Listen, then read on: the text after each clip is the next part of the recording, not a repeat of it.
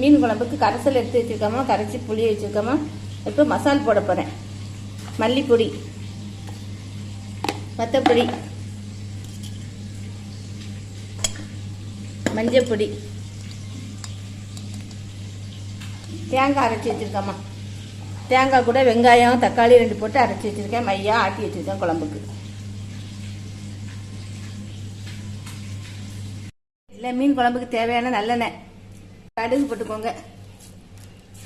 கடுகு நல்லா பொரிஞ்சிட்டுமா, அது கூட வெந்தயம் போட்டுக்கோங்க. தாளிச்சு வச்சுக்க வெங்காயம் போட்டுருங்க. கருவேப்பிலை 2 போட்டுக்கோங்க. வெங்காயம் நல்லா பொன்னிறமாயிட்டுமா, இது கூட வெங்காயம், தக்காளி, பச்சை மிளகாய். வெங்காயம் தக்காளி மிளகாய் எல்லாம் நல்லா வதக்கிட்டோமா. இப்போ கூட்டி வச்சிருக்க மசாலாவை ஊற்றிட்டேன். 10 நிமிஷம் மசாலா கொதிக்கும். மீனை போடுவோம்மா. குழம்பு நல்லா கொதிச்சுட்டுமா, இப்போ மீனை போட போகிறோம்.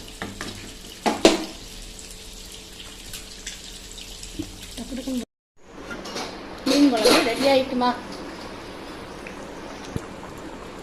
வாங்கம்மா சாப்பிடலாம்.